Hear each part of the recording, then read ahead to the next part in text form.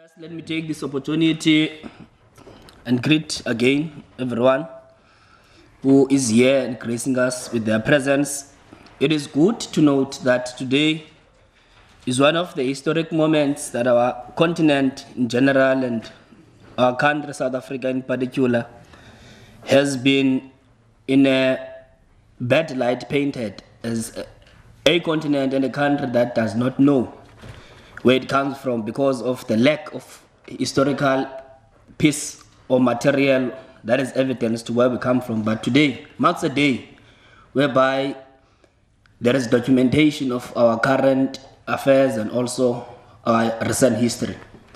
On that note, let me call upon the director of CONRAD, Mr. Allen Zinn, to come forth and welcome everyone in today's event. Let's give him a round of applause.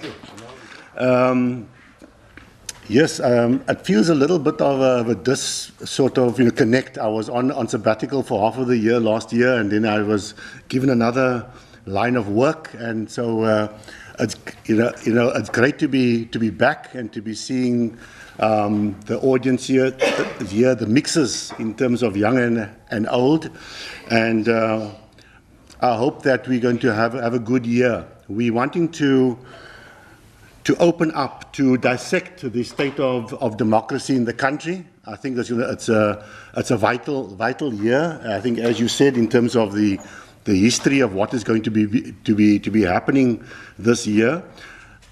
It's also been a decade, I think, since Patrick Bond's elite, transition book, and I think we need to take stock in terms of where we are as a country.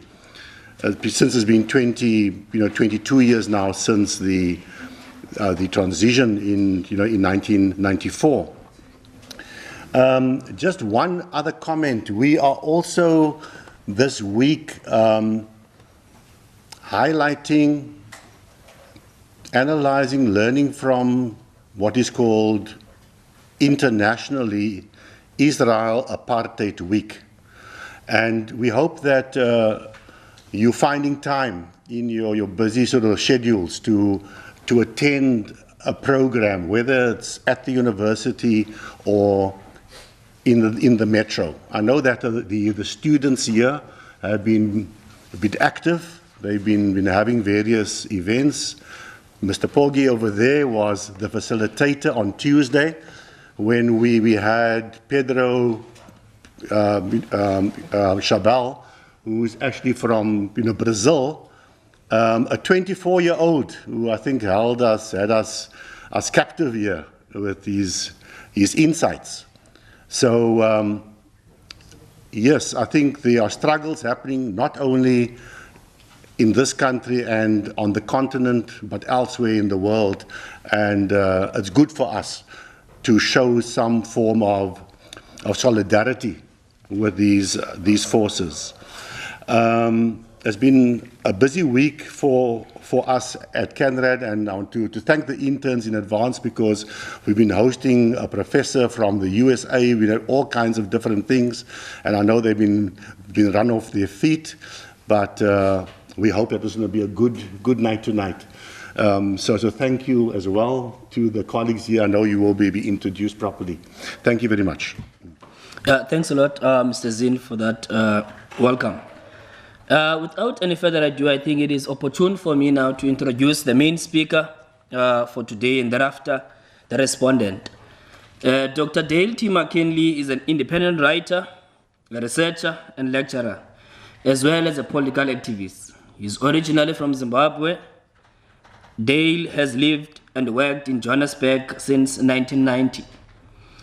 He ran a socialist bookshop from 1991 to 1994 and was a full-time activist, educationist with the SACP, South African Communist Party, from 1995 to 2000, before being expelled for trying to be a communist.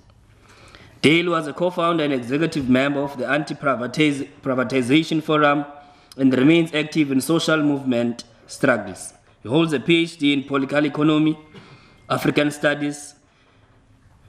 Dale occasionally lectures at university level, gives regular reports and analyses for a range of NGOs, academic institutes, and other civil society organizations. He's the author of 3 other books, except for the one today, and he has written extensively on South African and international political economy, socio-economic rights struggles, and liberation movement and community politics. I do not know whether I should introduce Ms. Nwabisa Makunga now, but I think for purposes of time, she is the Deputy Director of the Herald, a journalist for 13 years who has keenly followed South Africa's political journey and its impact on the lives of ordinary citizens. She holds vast experience in leading newsrooms. She's a former news editor of Business Day. She was named Nelson Mandela Bay Business Chamber Top 40 Under 40 and writes a weekly column called And Another Thing. But first, let's welcome Dr. Dale McKinley to give his address. Let's give him a round of applause. Thank you very much, and thank you for the opportunity to be here. I'm here because of this book, which I imagine most of you have seen outside, which is called A Critical Analysis of the ANC in Power, South Africa's Corporatised Liberation. And in many ways, this book is a sequel to a book that I wrote and published, and you mentioned Patrick's Elite Transition. This was a year before Patrick's book, and it was called The ANC and the Liberation Struggle, a Critical Political Biography. And it traced the ANC from its formation until 1994. And this is now the ANC in power. And in that book, which I deal with in the first chapter, I made some very controversial arguments. And that book was finished in 1995 and published in 1997. And basically, I argued things that not many people wanted to hear at the time. Because in 1995 and 1996, when I was in the Communist Party, as the political education officer, as also many other roles that I was playing at the time in the SACP, I was full-time at the head office there. And the critique was one of saying basically that the class politics of the leadership of the ANC from the beginning, all the way from its formation in 1912, mostly through, including there were back and forth, the ANC Youth League in the 1940s with Mandela and Tambo when they came and had a more sort of radical nationalism.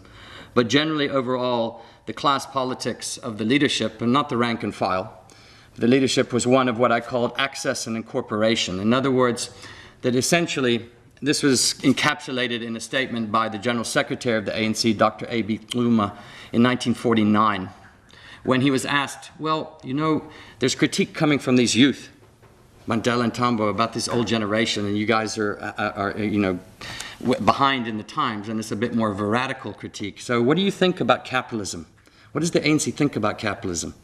And his response was very salutary, and I think that still applies. And he said, as far as the ANC is concerned, as long as capitalism exists, our struggle is to get our fair share. That was 1949. And of course, there were many people in the ANC who disagreed with him at the time. But basically, if one follows, and I went through every single strategy and tactic document, I had access, very fortunately, to the ANC archives before they were made and formalized in Fort Hare. I had access to them when they were in Harare at the South African History Archives, before many of the things that some in the leadership didn't want other people to see. Personal correspondence between Oliver Tambo and MK and Lusaka in the 1960s, 70s, 80s. It was fascinating to go through these things. The one thing that came clear is that, and what I wanted to deal with, is that we are doing ourselves a disservice if we mythologize history, if we mythologize individuals, and we accept a particular narrative, and if we don't learn from other national liberation movements as well. So I'm not going to go into all the specifics of that argument, but essentially to say that what I'm doing in this book is testing those arguments. And to say, okay, I made these things prior to the fact that the ANC came to power. I was predicting that certain things were going to happen. One of my predictions was that there was going to be a crisis of democracy within the ANC. that there were going to be factions within the ANC that were not going to like criticism, that were not going to like open debate, and they were going to try to smash that down. There were going to be factions of leadership within the ANC that were going to become fairly corrupt. They were going to make use of the state and make use of empowerment programs for their own class interests and individual interests. And that this was going to happen in the unions as well as in the Communist Party. And not just in there, but in society as a whole. These were very, as I said, unpopular. I was called every single name under the sun. I was called a counter-revolutionary. I was called an ultra-leftist. I was called a traitor. I was called all sorts of things. But I took I took a lot of faith in the fact that the words of Chris Hani was the reason, and Chris was the reason why I joined the Communist Party in 1990. I had been involved in the ANC, by the way, in exile in the underground in the 1980s overseas, and knew most of the people, and particularly many of the MK comrades as well. But Chris, I was just talking about this, and you know, when Chris turned down the General Secretaryship of the ANC in the 1991 ANC Congress, if your people remember, he was voted. He was nominated, and he said, no, I'm not going to stand. And he would have been the next president of the country. He certainly would have been the next president of the ANC after Mandela. That was for sure. But he turned it down, and he said no, and he was asked, why did you turn down become the most powerful person in South Africa? And he basically said, the reason why I turned it down is that we need a check and a balance against those, even the ANC, in power, because people have a tendency to abuse power. And I want to lead the Communist Party because I think that we need, I'm not quite sure where the ANC is going to take us. And I believe in a different kind of society. And I think there's a need for debate and other things. And in many ways, he was correct. He paid for his life, I think, for much of that. But in many ways, I'm trying to be in that same tradition. So this book deals with an argument fundamentally, and I'm going to just go through some of these key arguments. But I want to tell you, first of all, that if you think I come from this from an purely analytical, purely intellectual perspective, then you don't know me. I have been an activist for 35 years. I've been in the movement, and whether those movements are in the liberation movement or outside of them. I did not choose to get expelled from the Communist Party. I was expelled simply for pointing out to the leadership, Blade Nzimande in particular, who, by the way, we got elected at the 10th Congress in 1998. That's another story. But Blade basically was, and many of the leadership of the SACP were saying one thing in public and doing another thing politically. So they were talking about Viva the working class, the vanguard of the working class, and yet they were putting themselves as ministers and implementing policies of privatization, implementing policies of cutting off poor people's water and electricity, implementing policies that were completely against the constitution of the SACP and what a working class party should stand for. And all I did was point that out. For that I was expelled. And what that told me was that people did not want to engage in serious debate. I was just saying to my colleague here that one of the things that is going to be the death of our country, if we allow it to be, is if we do not learn how to talk to each other and debate and openly. We can disagree, but if we simply throw stones, if we scream and shout at each other, we will kill each other, is what we'll do. We'll end up simply fighting the entire time, and we will become, unfortunately, like the country I was born in, which is Zimbabwe, which goes up in flames, essentially, and destroy most of what can be potentially achieved. So I am one of those that is about debating. Disagreement, debates, and other kinds of things I think are very important. And that's the spirit. But I do so from an activist and informed perspective. I don't do so simply from an intellectual and academic perspective. I'm not an academic, although I do lecture occasionally. And the other thing I believe in is I believe in proper research. I don't believe in simply just making an argument. So you'll find that this book is empirically very rich. Everything is backed up. Everything is put down in empirical. And I use statistics and numbers and arguments that are generally from our own government. Statistics South Africa in particular. So that people cannot accuse me of basically using things that are not, official, that are just somebody's opinion or somebody's just pulled statistics out of their hat to make a particular ideological argument. So it's a serious piece of work in that context. It's not simply just an argument. What are the key arguments in this book? What are the key things I'm trying to say? And in this, my intention is to basically get us to debate, to get us to think about these things, to critically reflect. We are at a point in our society right now where we're at a crossroads. We are at a crossroads. And if one looks at Zimbabwe, if one looks at Mozambique, if one looks at Angola, if one looks at all the southern African countries where liberation movements came to power through armed struggle and liberation movements are gathered, they came to a point of post-independence where they came to crossroads. Maybe it was 15 years, 20 years, however long it was. Some veterans in the ANC have pointed this out recently. Essentially that we come to a crossroads and we can either go down this road or we can go down this road. We can either go down the road that basically is one of destruction, where nobody wants to listen to each other, all we want to do is fight, and basically it takes we can quickly destroy things. It takes many, many years to build something, it takes a few seconds to burn it down and to destroy it. And once we've done that, it's very difficult to rebuild that. And I don't think any of us would really like that kind of future. On the other hand, a future which is contradictory, which is not guaranteed, but one in which we talk to each other, one in which we debate, one in which we can argue, one in which we can democratically have robust, and we can understand that democracy is messy. Democracy is not about getting everything that you want all the time, and it's not about having a particular kind of our way all the time. It's about giving and taking, but also moving forward, at least in an attempt to try to positively move us. And that's with the spirit of this book. Several points in this context that I think are very pertinent to understanding our present conjuncture, because many South Africans are asking, how did we get here? How did we get to this point from 1994? And the underlying point of that is that our expectations in 1994 were huge.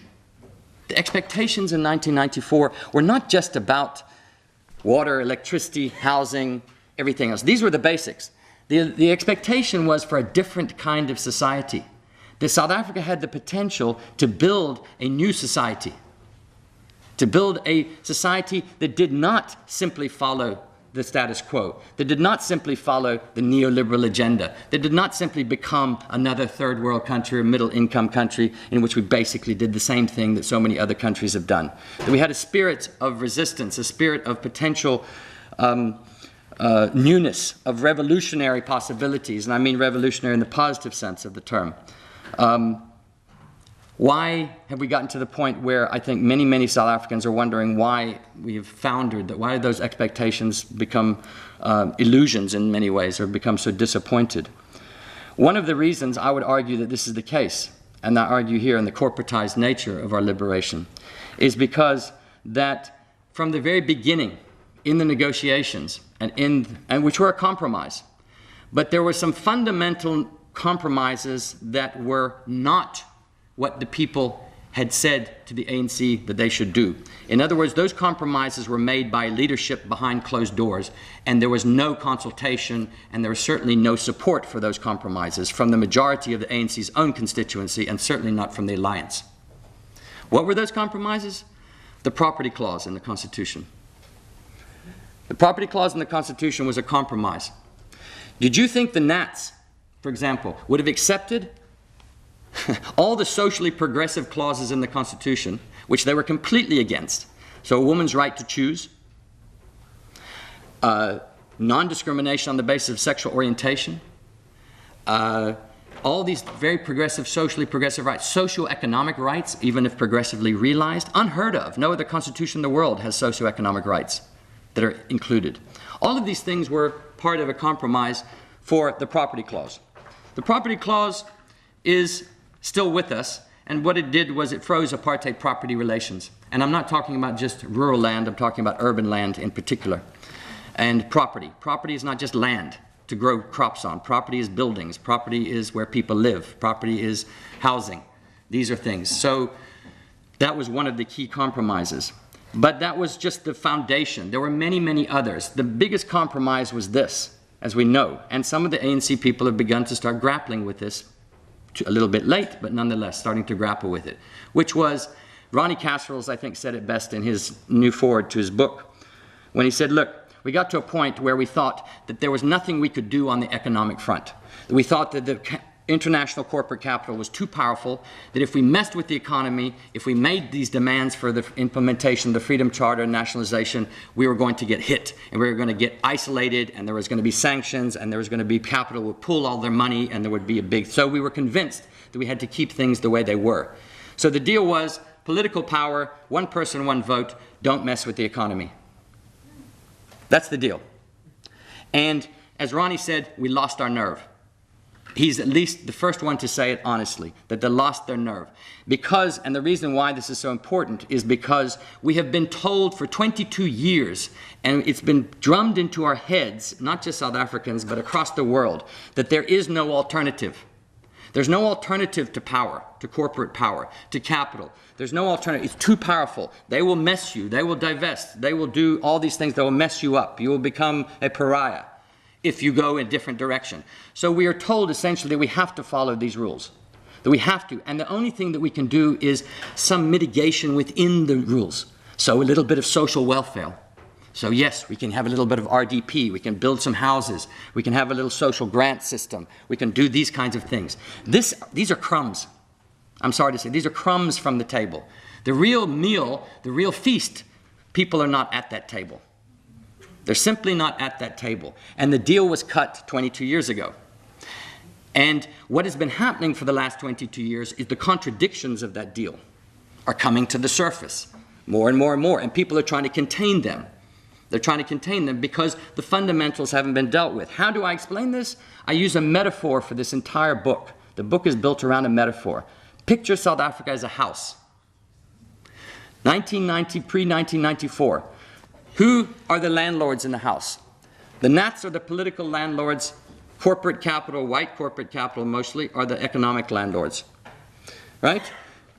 The ANC and the liberation movement is outside. They're trying to get into the house. Negotiations take place. Eventually, what happens? The political landlords walk out the front door, and the ANC walks in the front door and becomes the new political landlords. The economic landlords remain the same. So the political landlords change, but the economic landlords remain. So you just have you have a change in the political landlordship. What happens then is the house gets a makeover. New buildings are built on the outside. A new paint job is made. So things improve. Some of the living conditions improve on that. But, and here's the catch, the foundations of the house are left alone. Nobody says anything about the foundations of the house. And the foundations of the house are rotten already. They're very rotten. They're corrupt. There are all sorts of other kinds. They're tottering on inequalities that are built into the house foundations, and nobody is going to deal with it. Nobody wants to touch the foundations. Nobody wants to touch them. So what do? We build onto the house. The last 22 years, as I said, things improve. But increasingly, after a while, what starts to happen is the landlords start to have parties up in the penthouse suites together. The political and economic landlords start to get pretty chummy. They start finding each other. And what happens? They start charging, they up the rent for people living in the house. They install new spy cameras. They put bigger fences around the house. You can play the metaphor out. The metaphor of the house as South Africa has moved beyond. And as a result, people then begin to resist. People begin to get upset. They throw stones at the house. And the people in the top rooms start barricading themselves further. And so the gap between those who live at the top and the bottom gets bigger and bigger. And they get more and more. They play the metaphor out in the book. They start raiding the pantry, and they take all the goodies from the pantry. They take the cash, and they take it out of the house, and nobody knows where the cash goes. I mean, so the book is built around this entire metaphor, and that's how I explain this. So each chapter is about that. So the first chapter is getting into the house, the paths to power, explaining that negotiated settlement, explaining what it was about, and what that bequeathed us, because we are still with it. We are still with it. Our Constitution, which is rightfully celebrated in many different ways, has not fundamentally changed in 22 years. And there's something that we're going to have to confront, because constitutions are not Bibles. Constitutions are not set in stone. Constitutions are living documents that people change. That's what democracy is about. The American Constitution, for example, has been changed, I don't know, 30-something amendments to the Constitution over a long period of time. Many of those amendments are very important ones because what was the Constitution to begin with in the United States? It was built on slavery. Things changed in 200 and something years. So you've got a situation of getting into the House. Second chapter, laying down the rules of the House. The corporatization of economic and political power. And here, the argument that I make is that essentially the political and economic landlords have come together, and essentially, basically, the policies that flow, the House rules, all the things, begin to benefit themselves. I don't have to give you many examples here. One will suffice. One will suffice, which is, for example, trade policy, exchange controls, tariffs, things that sometimes we don't really seem to care much about, which are fundamentally important. Why? Let me give you one example why that was important right from the beginning and why it fundamentally shaped the entire last 22 years. There were huge amounts of capital within the country. Billions and billions and billions and billions of rands that were in this country that could not get out prior to 1994 because of sanctions, because capital. There's huge, massive cash reserves that the big conglomerates are sitting on, Old Mutual, Sanlam, so forth and so on. When the ANC looked and adopted trade and tariff policies, the IMF and the World Bank were saying, you must take these policies down, you must start, exchange controls must come. In other words, you must allow capital to move. You must allow it to move out and in, free trade, you know the arguments. The ANC went even beyond the recommendations of the IMF and the World Bank. Trevor Manuel celebrated it at the time when they adopted GEAR and basically said, we're going to go beyond what the IMF and the World Bank tell us, and we're going to take it all down pretty much. As a result of that, all those exchange controls and tariffs were taken down. The capital just moved straight out of the country. Here's the irony, folks. The very capital that was built on the basis of the oppression of the apartheid system, on the super exploitation of the black majority of this country, in other words, the proceeds of apartheid, the ANC turned around and said, take that out of the country, have it, and do with it what you will. They did not say, and they could have, the political will should have been there, it should have been there, they could have said, you must keep this capital within the country and reinvest it. You must invest it in proper infrastructure. You must invest it in things. That's the price you're going to have to pay for this political settlement. If you want peace, if you want a political settlement, that's the price you're going to have to pay. What happened instead? They took it out. Let me give you the classic example, South African breweries. And this just shows you from the past to the present. South African breweries, a company that was built on the basis of the migrant labor system. So every single mine that was built, what did they build? A beer hall next to the mine. Every single township that was built, what was built? A beer hall. No recreational facilities, no soccer pitches, no recreational centers, beer halls. The only thing that people had to do was to drink. And as a result, over 40 to 50 years, South African breweries became hugely wealthy. Massive amounts of money were made. What then happened? They took all of those billions out of the country, and what did they do? They bought one of the largest brewers in the world, Miller, in the United States, and became SAB Miller. They brought Chinese beers, they brought Czech beers, they bought beers all over Europe. By 1999, SA Breweries was the second largest brewer in the world. We're not talking about small corporations, second largest brewer in the entire globe, as a result of money that was allowed to move out of this country. That just gives you one example of the deal and the consequences. Very real. These are not ideological arguments to say we should have just nationalized everything, that we should have just adopted socialism. Those are vacuous arguments because you have to give them content. You have to show exactly, well, here's specific policies. Even the social democrats, good social democrats in the Scandinavian countries understand, even if they adopt a capitalist system, that redistribution is a fundamental prerequisite for social stability and dealing with inequality. You have to. If you don't deal with it, you're going to have a situation which is what we have, which is what has happened from 1994 to 2017, inequality has increased. Increased. If there's any measure of failure, it is that we have increased inequality over the last 24 years, despite some of the progress that has been made in other areas. Chapter 3, dividing and ruling the House, governance, services, corruption, and inequality. As a result of these kinds of relationships that then get built, the cozy relationships, and I go into almost an entire chapter of economic empowerment, how the idea of BEE was formulated.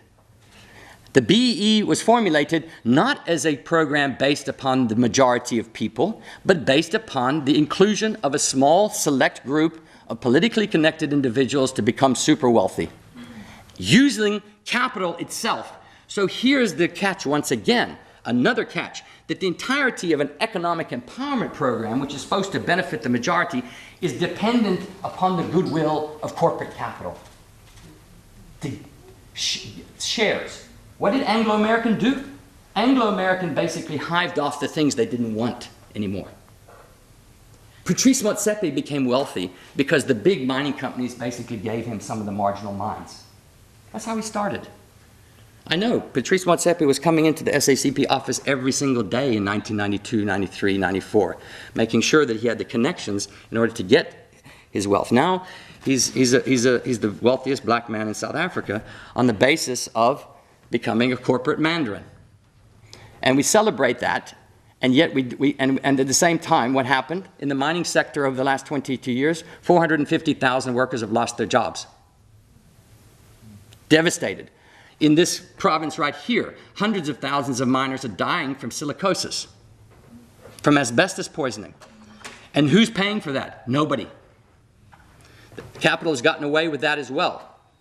So I could go on and giving many examples of these things, but to say that in terms of dividing and ruling the House, basically governance follows the relationship. It then mirrors that relationship.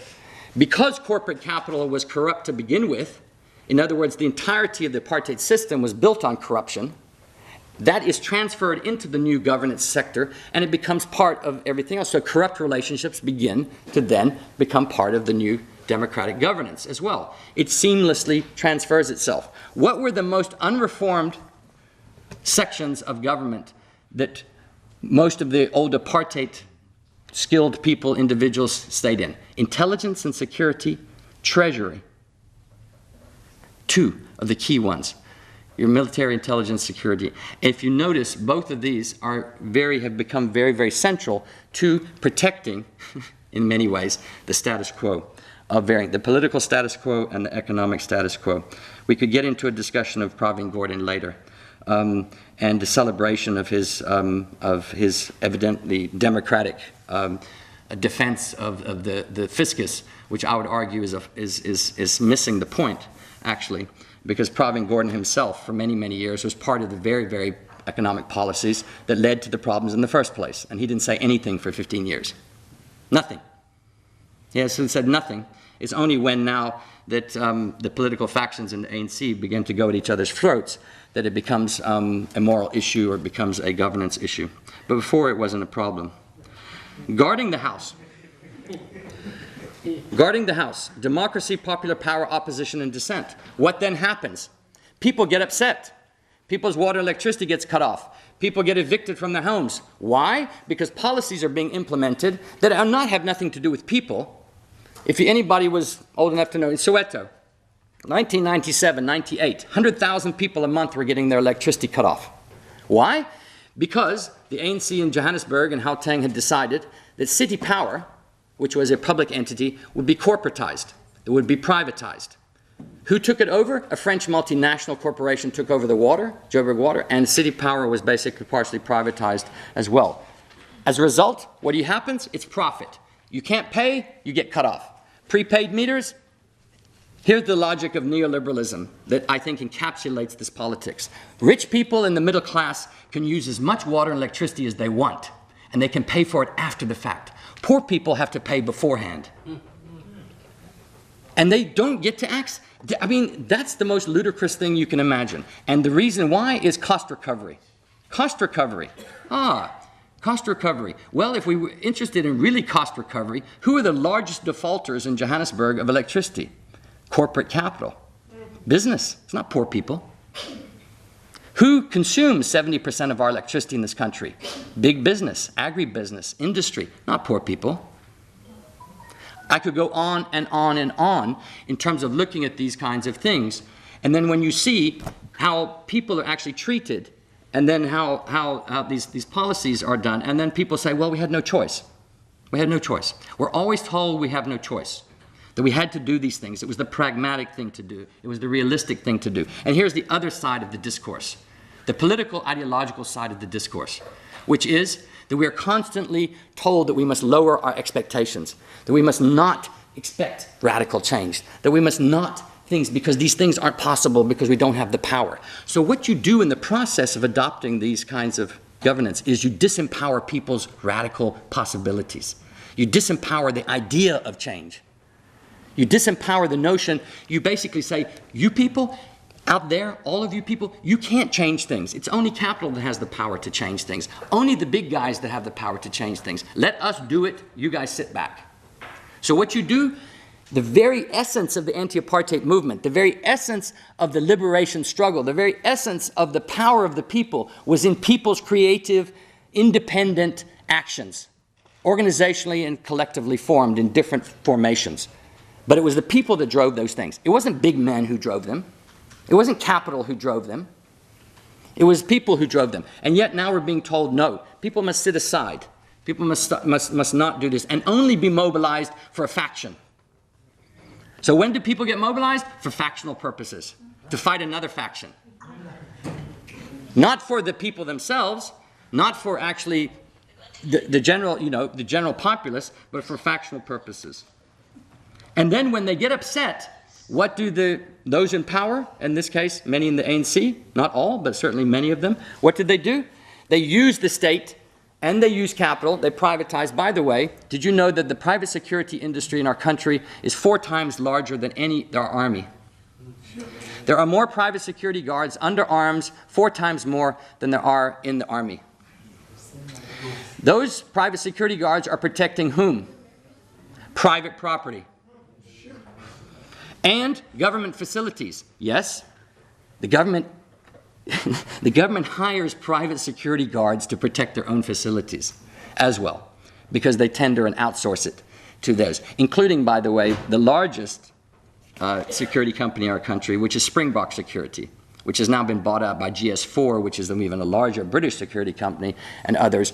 And you know who ran Springbok? Sorry, just a little historical thing, just to show you the connection between the past and the present. You know who started Springbok? A guy named Val Bartman. Do you know anybody know who Val Bartman was? He was a Springbok rugby player, but before that,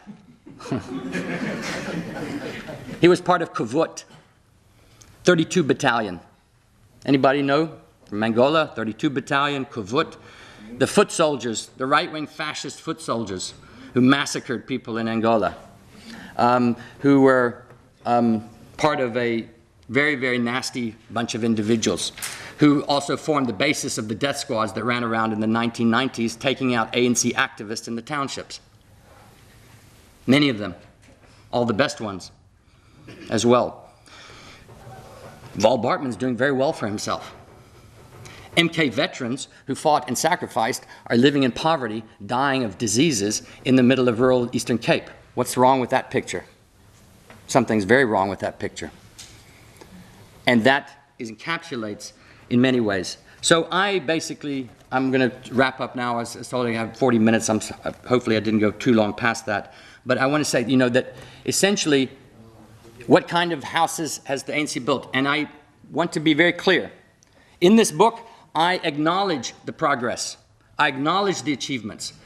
Oftentimes people on the left or ultra or whatever we're called, oftentimes the critical people, were accused, you never acknowledge the good things, the positive stuff. I do that. I say we can acknowledge there have been many good things that have happened in the last 22 years. And I list them, from all the socioeconomic things to all these things. But I point out the fact that while those are positive achievements, and while we should readily celebrate them and never, never underestimate the positive changes that have happened, those changes are not the result of just the ANC. The ANC did not deliver liberation. The people delivered the liberation. The ANC was one of the organizations and was a big one, but it did not. And let me say, we need to learn from history. Robert Mugabe, for anybody who, whether you like him or not, or whether you disagree, but he is one of those individuals who was part of a liberation movement collective, in this case, ZANU. There was also ZAPU, another. There were two liberation movements in Zimbabwe that came and fought. He basically has claimed that now, to all Zimbabweans, that ZANU was the one that brought you liberation. And if you disagree with ZANU, we'll deal with you. It's the same thing here. We can't have that kind of thing. You can't have this put into, it's the people. If we reorient liberation to people, then we understand where the power lies. Power does not lie in the state. Power does not lie with big men. Power does not lie with the vanguard. Power lies with people. And we need to reclaim that, and to do so in a mature, responsible way. So it's not about just going out and destroying things, not about just going out and doing these things, but about saying, how can we reclaim the basis for that people's power? How can we reclaim the basis for a radical democracy that puts those policies and people first? That's what this book is really trying to explain and trying to argue, to say we can come together, we can have these things. It's a messy road. It's not an easy one. And there are many, many things that I've left out here that I deal with in the book. But I just want to end by just reading the last little part of this, of the book, because it's on a positive note. It's not a negative message that I'm trying to give. I'm trying to give a reclamation, in a way, to remind ourselves of where we've come from and maybe where we can go. And so what I have said here is what we need is a willingness to rethink politics, to develop a militant sense of hope, embrace an empowering solidarity, think outside of the established political box, along with healthy doses of humility, which our political leadership needs to learn. They need to learn to be humble. Arrogance is the death of the politician. Arrogance is the death of the intellectual as well. And we need to always learn to be humble and to listen and to learn, because that's the basis of our democracy. Fearlessly engage in difficult, patient, and consistently principled struggle. We can plant the seeds, if we do so, that will grow the self-belief in our individual and collective ability to change things, to be part of forging real, bottom-up, and interlinked alternatives, to be part of a new revolution. In doing so, we might just be surprised at what we can do for the house that is South Africa, and who knows, maybe, like in 1994, we can change the world too. Thanks. Thanks a lot to Dr. McKinley for the mouthful address. Without any further ado, I think let me call upon Ms. Nwabisa Makunga to respond. A round of applause.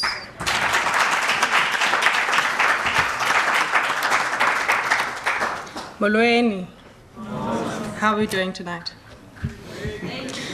Before I say anything, can I just say, Dale, listen, I understand why they threw you out of the SACP.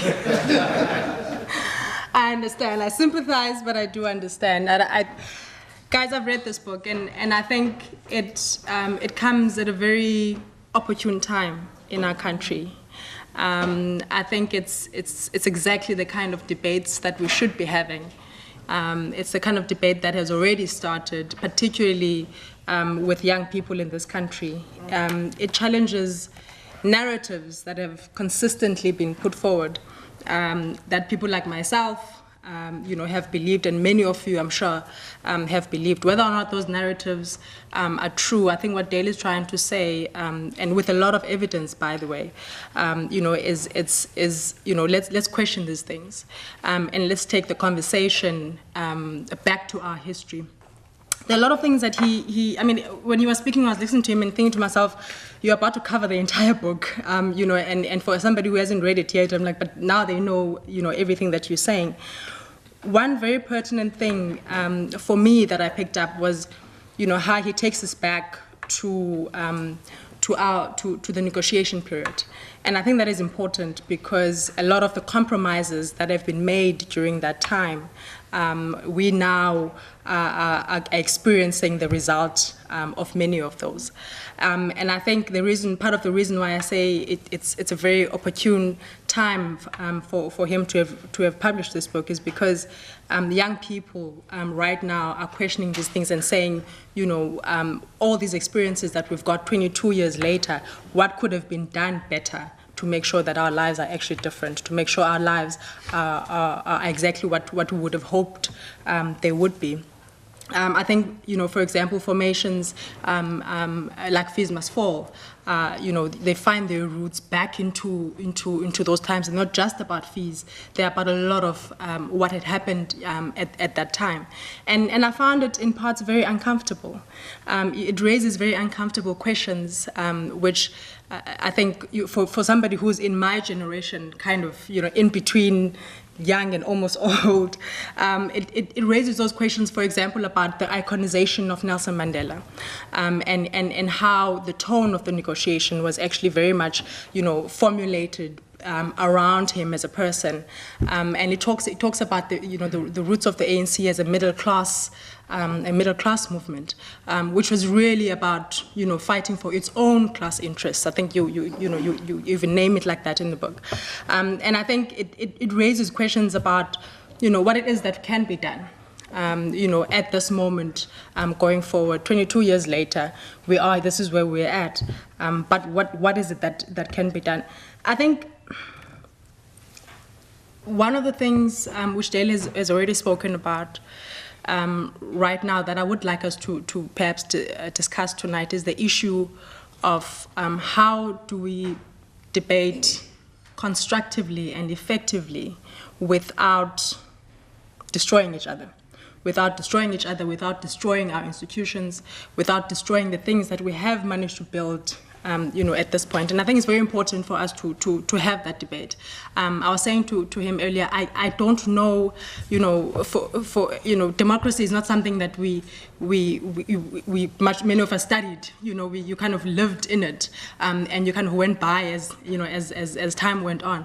And so a lot of the tensions that we see in our country and a lot of the clashes that we see in our country, one looks at them and says, oh well, you've gone very much overboard.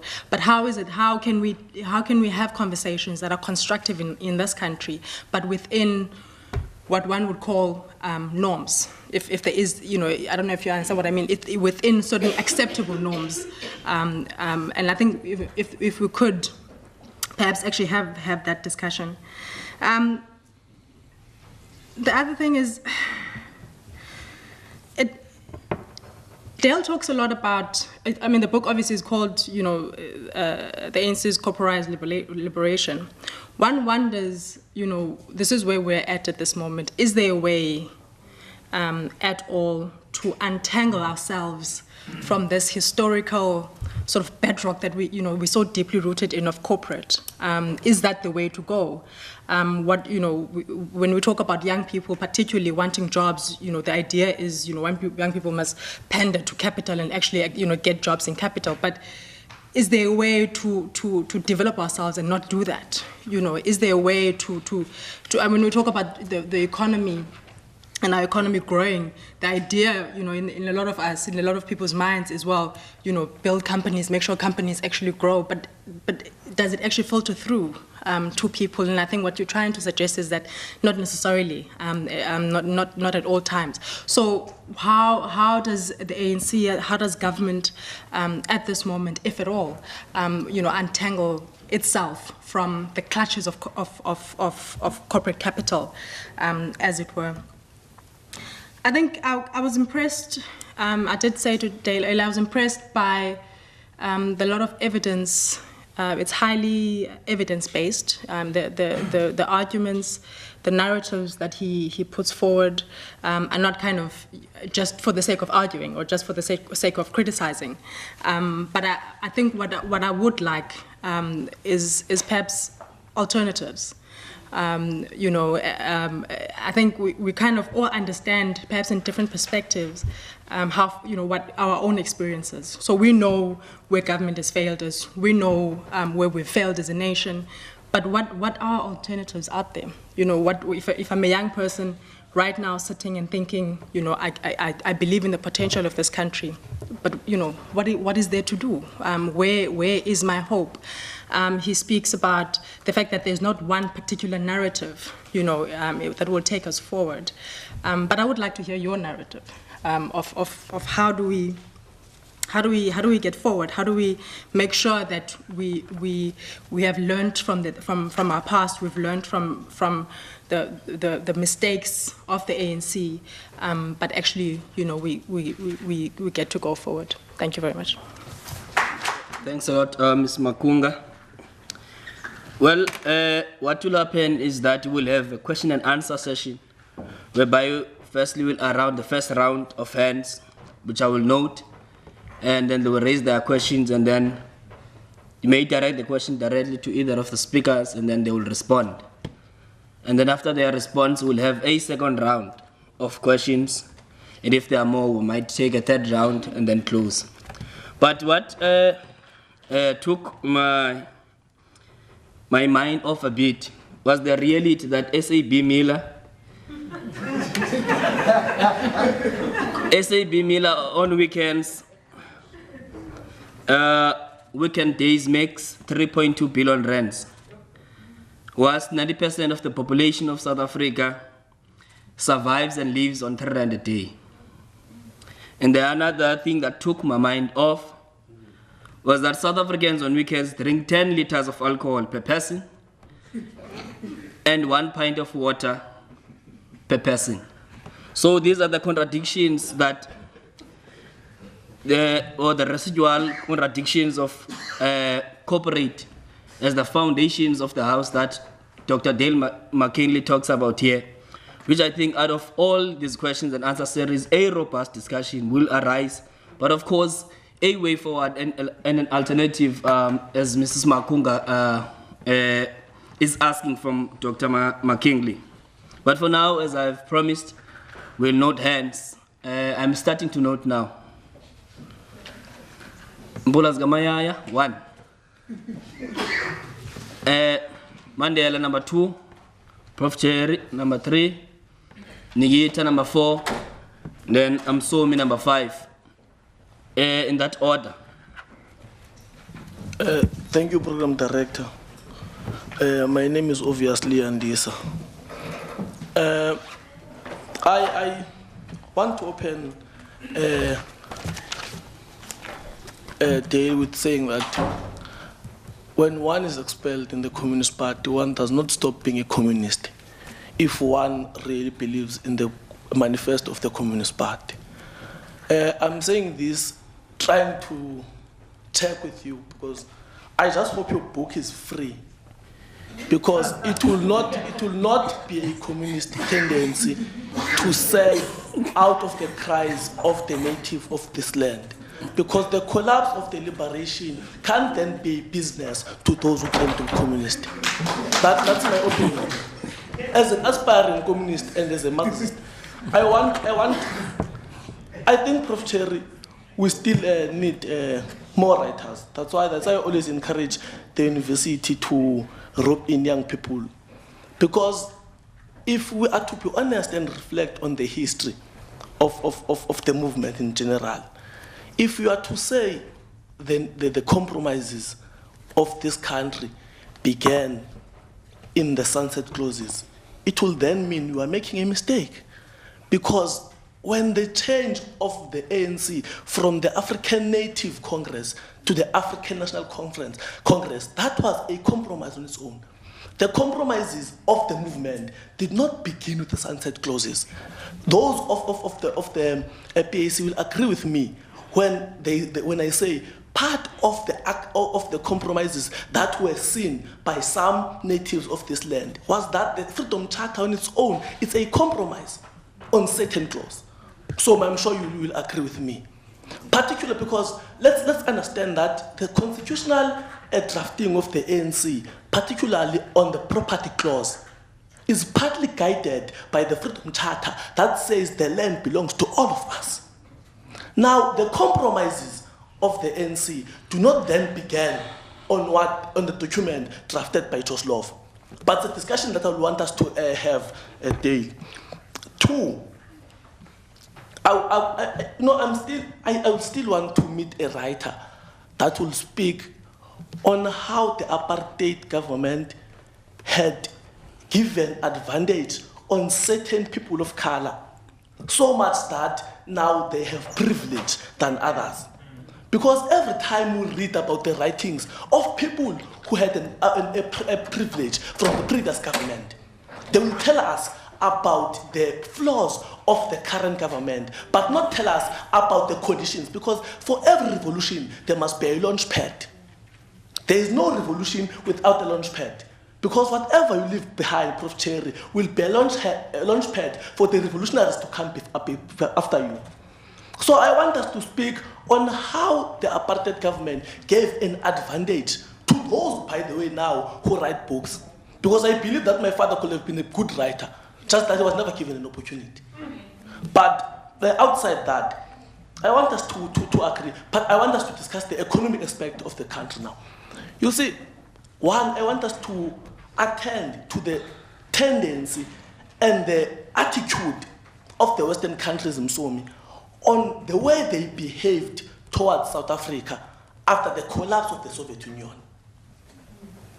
Because it is argued that if the socialist program had continued to attempt to capture South Africa, certain Western countries would have not given us the nice and the romantic attitude they had given us after the collapse of the Soviet Union.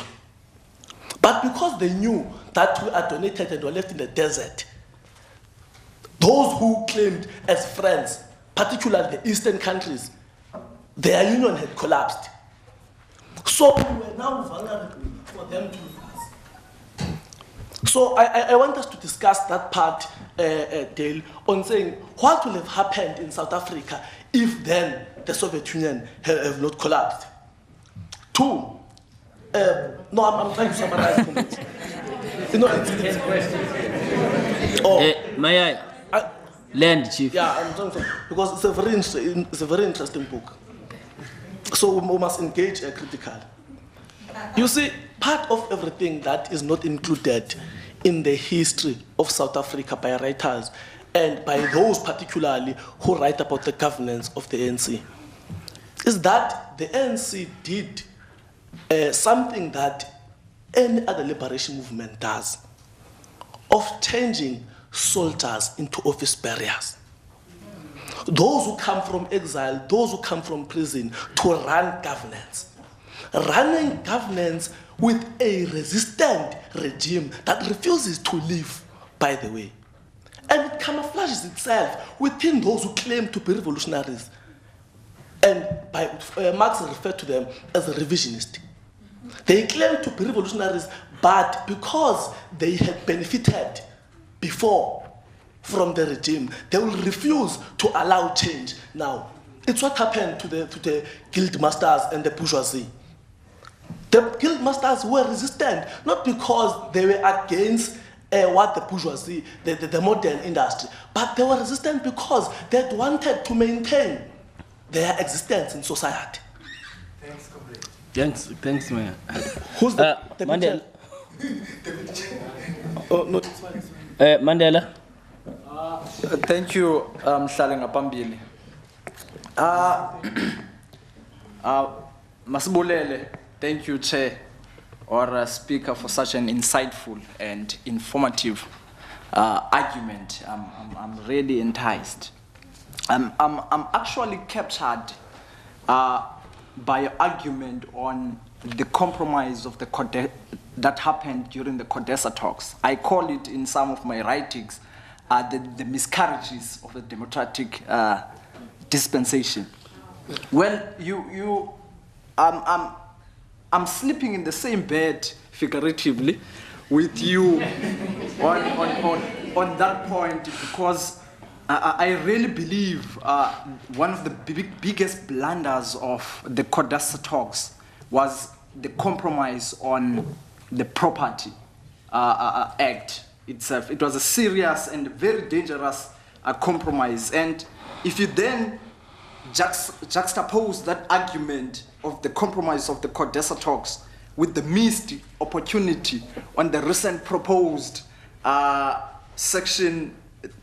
amendments of Section 25, I still feel like if the African National Congress and those who were in the CODESA talks made a mistake in compromising on questions of land and property, then they've proven to us recently that it was not really a mistake, it was actually an intended act.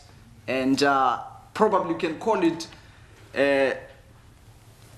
selling out the needs of the majority of our South Africans. I mean, if you're going to say, at one hand, you're advocating for the needs of the majority, and then you're given an opportunity to rectify the mistakes that you have made, and you still make the very same mistake, then one is led to ponder and ask himself, what is really happening in the country here? Are we being sold, or what is really happening? So I'm really, really agreeing to your argument to say we have really made the biggest blunder. And the challenge now, which is the question that I'm having, is that what is then the way forward, seeing that we've tried to propose new amendments on our constitution that was rejected by the majority? What then can the people do? Because the challenge that I'm having, that as much as the people do have the power, they're being disempowered because the nation is polarized and divided along ethnic and political lines. As much as the economic freedom fighters are going to say, look, this is the mandate of the majority of South Africans. They say they need their economy back, they need their land back. Because it is introduced by a particular organization which is not supported by a majority, we then say, as the majority of South Africans, we're taking a seat back and we're not supporting. And when they argue and say, let's go take back the land by all means possible, no one is rising up to take back that land. But in our corners, and in particular in these discussions of this nature, we all talk about the same question and say we all want our land. But now, because we're divided along ethnic and political lines, there's no real action that is happening. So my question is, how can we then, as the people, regain our power, whether as the people or the nation, regain our power and soldier on and make the democracy and the country that we want and redistribute the resources back to its rightful places? How do we then do that in such a situation? That's the question. Thanks a lot, Mandela. Prof. Cherry? Thanks. Oh. Dale, can you hear me? I can. So, it's Janet Cherry from NUMU. Please talk. And thank you very much. Sorry, Prof, can you please use the mic, please? This mic is not working. This row of microphones doesn't work. Yeah. Don't worry, I'm sure you can hear me. So, my question to you is, if you move into or occupy a house which has rotten foundations, what do you do? Okay? So, the answer is simple. I think everybody would agree. You have to destroy the house and build it from the beginning, don't you? Yes. So, I mean, that's only sensible. However, I mean, the question really is, and you were here in 1990, you were a Communist Party member, and Joe Slovo was at the negotiating table, and Mac Maharaj was at the negotiating table, and many other communists were there too. And your policy or your strategy at that time was premised on this idea of a two-stage revolution, okay? So the answer was not you destroy the existing house and build a new house, i.e. you have a socialist transition. It's that you have a national democracy, which I would argue, have actually built successfully. So we do have a national democracy. But the foundation, the economic foundation, remains unchanged. Yeah? So that's the structure of the society. So my question really was, do you think now in retrospect, was a socialist transition possible? And you missed the moment somehow. Secondly, do you think the ANC and the SACP over the last 20 years could have done a better job at regulating capital, i.e. a better social democracy, which is actually what the ANC's policy is? So the ANC's policy is not neoliberal, corporate, global monopoly capital, and South Africa is not run from London, as one of my students argued the other day. It's not. I mean, the state has some relative autonomy, and we could have a better social democracy, I presume, if you adopt a sort of social democratic position that the ANC could have done better and could have regulated better. So there's some quite interesting details about this, which I'm intrigued by. The one is the property clause issue. I heard this morning Ruth Hall and Lungisile Nsibeza arguing on the radio about this. You know, that the property clause could have been done differently. It could have. I mean, it's not set in stone. The state can take decisions on these matters. The flight of capital could have been managed differently. Those kinds of issues. We are not living in a sort of Fanonist neo-colonial state where there's no national bourgeoisie. There is a national bourgeoisie. There has been one for 100 years. So what happened to that national program, if you like?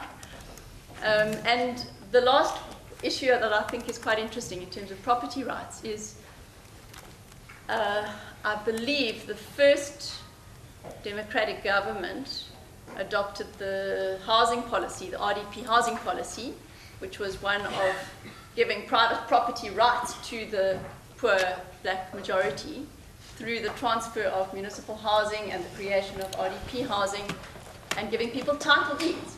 And that was based on De Soto's argument that, you know, property rights actually empower people to change class position. It gives you class mobility. If you have a house and you own that house, you can then become middle class because you have an asset that you can use. Yeah, sorry, I don't want to go into a lecture here, but I mean, that's a really important argument. So the question is, was that wrong? That policy was wrong. There should have been a socialist housing policy implemented, not a redistributive private property. Thanks a lot, Prof. I don't want to go on too long. Thanks a lot, Prof. President Nikit. Thank you very much, Program Director. My name is Nikita Nduma, and I'd first like to start with a quote that says that we say the name of God not because we believe, but because it's out of habit. This is by Nikita Khrushchev. And the second one is, when you have two representatives from two opposing political parties that meet together and shake hands, that does not mean that the divide between them will melt away. That's a daydream. Now, in relation to what the topic is now, people, the ANC as it is now, people vote for it not out of belief of it will bring the liberation, but out of habit.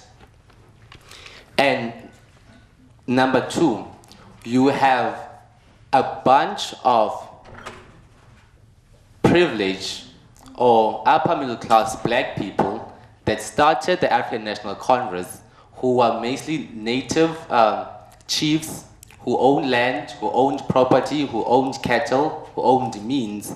They were being deprived access to the then colonial system, and they wanted access. And because of their privilege or their social capital, were able to speak. Now we had the poor black people, and also the white people, because the reason why apartheid implemented those restrictions on mobility in the workplace, because to solve the poor white problem, because poor white people were identifying with black people. That's why the labor legislation was there to prevent black people from occupying positions and going to education because of the poor white problem. So now you have this black elite, which is chiefs, rural-based, and some, not urban, was rural-based mostly, getting the aspirations of poor, black, urban, and sometimes rural people. Now the divide that I'm confused is the fact that you have people lending or outsourcing their dreams and aspirations to a bunch of bourgeois black people. Now, my question is this. How does one, in their right, competent state of mind, give their freedom to a bunch of people that are intent on being the new white elite or being part of the white, I'm not saying white racial, but I'm saying in terms of the social structure, right? Now, how does a sane person in their mind continue after witnessing reforms, and reforms which are not working now, because we still have people that mass unemployment, mass poverty, starvation within the country that has the resources to deliver total and free liberation continue to work and to support a house that is crumbling and they are being affected and injured inside. In construction, if you buy a house and you realize that it's faulty, you demolish based out of safety concerns. But now occupying a space which is hazardous and destructive ourselves. Now, what is the step forward? How do you begin to dismantle? What is the first make people aware of their social, political, current conditions? How do you conscientize them? And number 3, where do you begin to demolish? Now the third thing, the closing one is, it's said that by Communist Manifesto that the government is a committee for the private, for the interest of private capital. And we saw this in Marikana, where more than 20 people were killed by state instruments. Mostly from the Eastern Cape, mostly from poor provinces, migrant laborers, families, we saw that. Now the thing is, based on that evidence that everyone saw, where was the change? Where was the shift in the consciousness of South Africa, and where did the people take their power? When? Or when is it going to happen? When is the revolution going to happen? Thanks a lot, President. Sure. Look, I had a view when I saw that yourself came in and convinced me otherwise. You talk about outside the property clause. You mentioned something very critical: trade policies. I'm wanting to understand your views on, is globalization as it currently is now, and with all its dogmatic, all those things surrounding it, around open market policies, is globalization a prerequisite for economic development? Looking into, and obviously I would hope you would reference other countries which have taken a different approach than what is being preached by the Bretton Woods institution. That's point number 1. Point number 2, I want to check what was the contribution of the moving away of the big corporates of South Africa. We're talking about SABML. On the 2008 crisis, what was their contribution as they moved to the London Stock Exchange? How did that contribute to us being affected economically? I'm just on those two, very quick. Sure. Well, then now I will hand over to Dale and Nwabisa to respond. Sure. That's a lot. And I'm going to try my best to deal with most of the questions. And let me just preface my responses by saying that if you, and I hope that you do, and by the way, the one thing that is very important, and it was an important point that you raised about, and I mentioned this in the preface, is I said that a lot of the intellectual production in this country is exclusively monetized. In other words, that is why I personally, along with, I managed to persuade the lefty Germans, the Rosa Luxemburg Foundation, to provide some funds, and I threw in quite a substantial portion of my own funds, and I'm not a person, I'm an independent, I don't have a full-time job, and I purchased over 500 copies of this book that I will distribute for free. If you know, the print run, the average print run of a non-fiction book in South Africa is 1,500 copies. That's how small our reading public is. Do you know that a bestseller in South Africa is 2,000 copies? A bestseller non-fiction book, not a fiction. So Ronnie Castrol's book, Armed and Dangerous, sold like 3,000 copies and it was #1. We have such a small reading public. I am committed to trying to make this. I will, as soon as I made a deal with the publishers, that as soon after 6 months, I will put this online, free. I will make it absolutely accessible. I believe in left copy, meaning demonetize the intellectual production. Those who can afford it, fine. They need to pay their production costs so they can buy it. But for everybody else, I'm intent on making it that. And it's an important point. And thank you for raising it. And I wanted to say that I'm very fortunate that a very progressive Canadian publisher has bought the rights to North America, and will be publishing it on that front, on that side of the world, which is something that I hope will benefit for people who, including a lot of South Africans who live overseas. Yes, I'm going to, Comrade, I'm going to give you a copy, and we'll get your, and I'm going to give you a copy of my first book, because all of the things that you addressed, I write about in the first book. It's not in this. This is a post-1994 book. So the first one, that's why I said it's a sequel. So all of the things you talk about, the early ANC, the class nature, the compromises that happened, the freedom, the strategy and tactics, I go back all the way to actually the 1920s. And looking at what happened to the ANC. Why, for example, I mean, this history is fascinating. Why, for example, did the ANC go almost dead for 15 to 20 years in the 1920s and 30s, before it then resurrected itself again through some of the youth in the 1940s, and then the Defiance Campaign, and then the rest of Armed Struggle in the post-1960 period is different. But if one looks at a lot of these histories, one can catch a lot of the kinds of things that we're talking about in terms of compromise, the class nature of things. That's why I argue that the fundamental politics of the ANC leadership has always been a politics of access.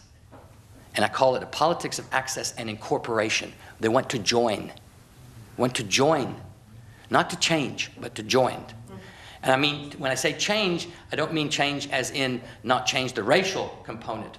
Because once someone just asked me, what was the key part of why people support the ANC? It's not because everybody's fooled and everybody's just got the wool pulled over their eyes and they're stupid. Not at all. It's because in the context of pre-1994, the ANC, for a whole range of different reasons, was able to politically, ideologically, discursively, basically present the most convincing picture of an organization that was behind getting rid of apartheid. That was the main goal. Get rid of apartheid. That's what pulled the glue together. Once apartheid was done, boom, what do you see? The cracks come to the surface.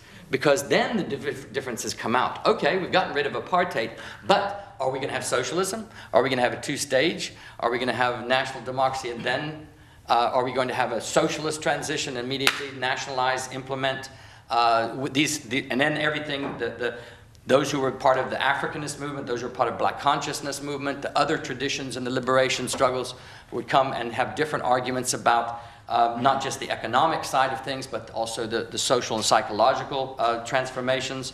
And so what we see are the contradictions of that. But the ANC was clearly the most successful at pulling that narrative together and organizing it. So for example, post-1976, I write about this in the first book. Thousands of students left the country. Where did they go? Most of those students were not ANC people. They were Black consciousness. Most of them had cut their political teeth within the BCM movement. And yet, where did they end up? In ANC camps.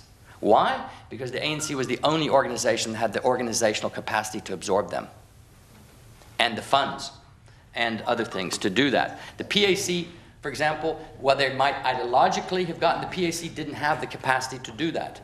ZAPO, later on, as well, and certainly the BCM movement didn't have that external side of things. So they went to the ANC in that context. And those things are very historically important. What would have happened if the USSR had not collapsed? I have no idea. Because I think the USSR, if the USSR had not collapsed in 1990, I think one of the things that would have happened was the Cold War would have continued in Southern Africa.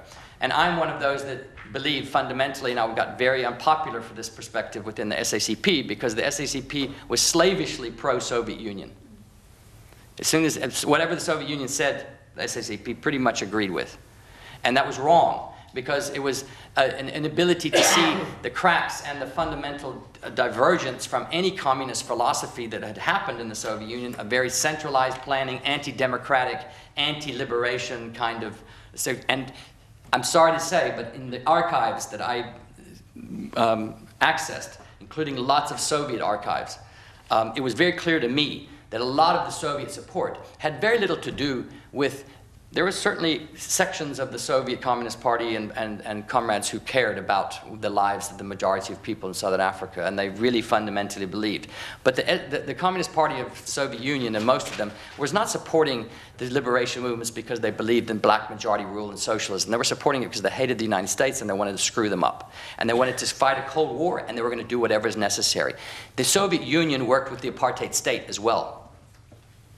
The Soviet Union worked with the apartheid state. They helped them in many cases because it was in some cases with regards to sanctions busting. Because, for example, the diamond industry, Soviet Union was very big in terms of the diamond industry at the time. And there are many things about that history that have not come out. There are many things that still have to be told about that history, including a lot of very bad anti-democratic practices that happen within the movement from women, which haven't been told, which because this mythologization of the history of the glorious revolution and the glorious movement that was there and came in and marched in and saved everybody needs to be honestly confronted. That doesn't mean there weren't courageous individuals. That doesn't mean that people didn't sacrifice. It means, though, that we have to understand all of those realities, and unless we confront them, then we become like Trump. Basically, what we do is we pick and choose the histories that we want. We pick and choose the realities that we want. And we create alternative realities and discourses. And basically, we live in parallel worlds which have no relation to that reality. Property clause was intentional. What can people do? Take back the land, regain power. How do we do that? These are all fundamental. I'm not going to even try to convince you that I have the answers to these questions, because I am not the big man. I am not the intellectual person who's going to answer that. Part of what I'm trying to say is part of the problem, not only in South Africa, but in many cases in post-liberation movements, is we always look for the answer, the one model, the big alternative. What is the alternative? What I'm trying to argue is the alternative is within the creative energies of people arguing, forming everything. It doesn't come because I have written a treatise or because me and a bunch of comrades in the Communist Party in the Central Committee pulled together a manifesto, and then we've got it all in 100 pages, and this is the model for a future society because the vanguard came up with it. And now we're going to sell it to the people. What happens when that happens? What happens is when people don't agree with us, we force it down their throats. We force them to believe in it. And when they don't, then we either kill them or we marginalize them or we arrest them. Because they are anti-revolutionary. They're counter-revolutionaries. They don't agree with the revolution. They don't agree with the vanguard. So what I'm trying to say, comrades, is that the alternative lies with us. It doesn't lie with a bunch of experts sitting behind CODESA and coming up with an agreement. I would argue that the compromises that were made, if there had been a proper democratic process of all of the groups that were there, some of them were talked about, but a lot of that never filtered through. I know because I was part of it. I was part of a Yeovil ANC branch, which included Joe Slovo, Ronnie, all of them, Thabo Mbeki, all of them were members of the branch. When we were talking in 1991 and 92 about what were the positions of the branch to take to the ANC Congress and what were the positions to take to CODESA, every single one of the positions of the branch was ignored. In other words, the grassroots structures were basically just kept out of the picture.